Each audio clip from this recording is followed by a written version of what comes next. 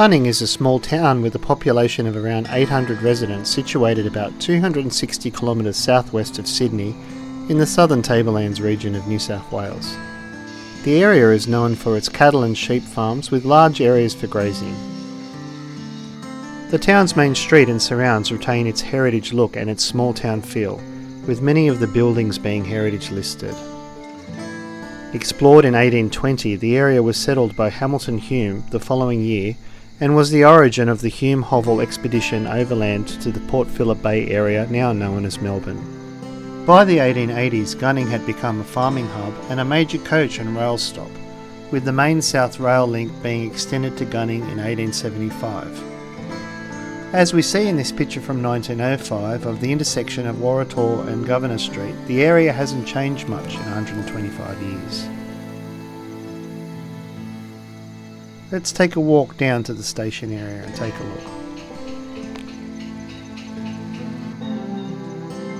Although not yet finished, the station area was officially opened in 1875 with a special train with New South Wales ministers taking the 8 hours journey from Sydney for the occasion.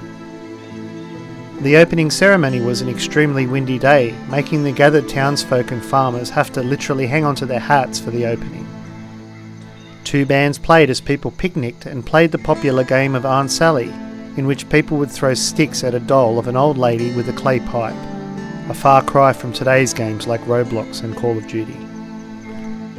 By 1876, Gunning saw 2 passenger services a day, as it was the terminus for the line until July of 1876 when the line was extended to Bowning.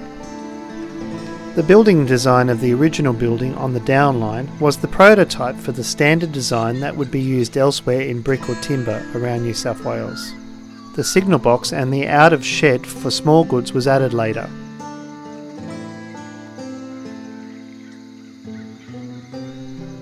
As the area grew, so did the station and the yard, to become a busy goods, stock, produce and farm equipment depot. The line was duplicated in 1915 and a second platform with a waiting room and an out-of-shed was constructed on the up, or the Sydney line. The station was closed for goods and parcel traffic in 1989 and staff was withdrawn as rail cartage had been eclipsed by road transport. Next to the station car park sits the 1876 station master's residence. Now privately owned, was once the home of one of Gunning's most important residents, the station master. The substantial building shows the importance of the position and railways in the 19th century.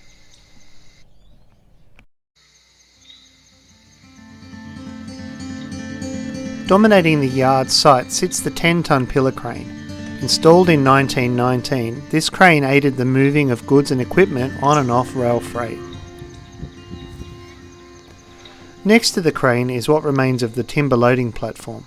The platform extended to service an enclosed corrugated iron goods shed, now gone. All that remains is the soft platform. Here we see what's left of the stockyard, with separate cattle and sheep races. Now only just a concrete retaining wall.